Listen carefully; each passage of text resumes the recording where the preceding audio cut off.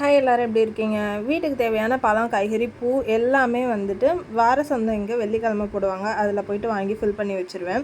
ஒரு வாரத்துக்கு அதுவே எங்களுக்கு வந்து போதுமானதாகவே இருக்கும். பழம் மட்டும் எப்போயாச்சும் வந்து தீரும், யாராச்சும் கெஸ்ட்டு வந்தாங்கன்னா கொடுக்குறப்ப. மற்றபடி வந்து இதுவே எங்களுக்கு போதுமானதாக இருக்கும்.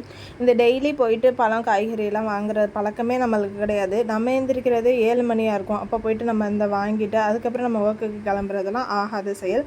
அதனால் ஒரு நாள் வந்து லேட் ஆனாலும் பரவாயில்ல, அங்கே 1 மணி நேரம் அலைஞ்சு திரிஞ்சாலும் பரவாயில்லன்னு வீட்டுக்கு எல்லாமே ஃபில் பண்ணி வச்சுருவேன். 1 மணி நேரமாக நானும் ஹஸ்பண்டும் தான் அலைஞ்சு திரிஞ்சு மார்க்கெட்டில் எல்லாமே வாங்கிட்டு வந்தோம், எங்கே நல்லா இருக்குன்னு பார்த்து. ஆனால் அவருக்கு கிடைக்காத கிஃப்ட் எனக்கு தான் ஒன்று கிடச்சிது. என்னன்னு சொல்கிறேன். பப்பாளி பழம் எப்பயும் வாடிக்கையாக வாங்குகிற பாட்டிக்கு பக்கத்தில் வாழைப்பழம் இருந்தது. அது எடுத்தப்போ அவங்க சொன்னாங்க, பச்சை கலர் காம்பு இருக்கிறத பார்த்து வாங்க, அதுதான் தானாக பழுத்தது அப்படின்னு சொன்னாங்க. இது எனக்கு இப்போ தான் தெரிஞ்சுது. எல்லாமே அடுக்கி முடிச்சிட்டேன். இதுதான் இந்த கிஃப்ட்டு. 1 மணி நேரமாக அலைஞ்சு திரிஞ்சதில் என்னையை மட்டும் கொசு விரட்டி கடிச்சிருக்கு.